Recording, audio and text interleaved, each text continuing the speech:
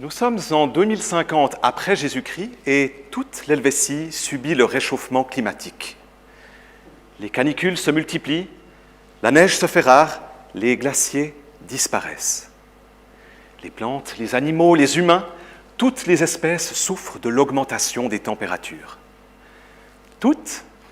Non, car certaines espèces résistent encore et toujours à la chaleur. Mieux que ça, elles en profitent et se multiplient davantage que par le passé. C'est une bonne nouvelle, n'est-ce pas? Eh bien, pas forcément, en tout cas, pas pour tout le monde, mais vous allez comprendre pourquoi.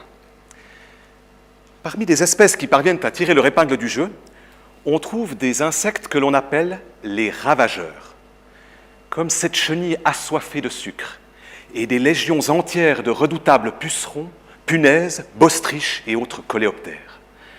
Ces ravageurs attaquent les arbres en forêt, ils détruisent les récoltes et dévorent le raisin dans les vignes.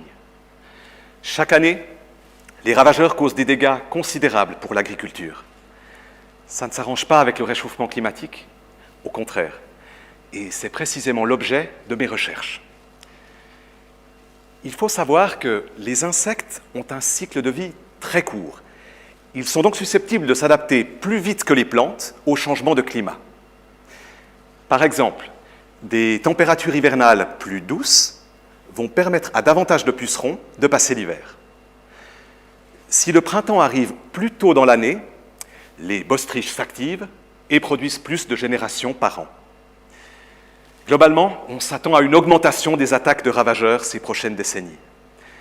Voilà une menace sérieuse pour les forêts et l'agriculture de notre chère Helvétie.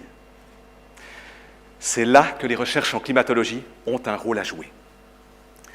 Dans ma thèse, je m'intéresse aux températures critiques pour différentes espèces de ravageurs. J'étudie comment ces températures ont évolué durant les dernières décennies. Ensuite, je développe des projections pour le futur en utilisant des scénarios climatiques. Le but, c'est d'évaluer les risques d'attaque de ces ravageurs à l'avenir. Et sur cette base, on va pouvoir chercher des solutions pour s'adapter, cultiver les bonnes variétés de plantes au bon endroit et développer les meilleurs moyens de lutte biologique contre les ravageurs les plus menaçants. C'est fondamental car le réchauffement climatique n'en est qu'à son début. Il faut se préparer à ses conséquences dès maintenant. Pour notre Helvétie qui souffre des changements climatiques, il est temps d'élaborer notre potion magique, sans quoi ce sont les ravageurs qui seront à la fête et le ciel risque bien de nous tomber sur la tête.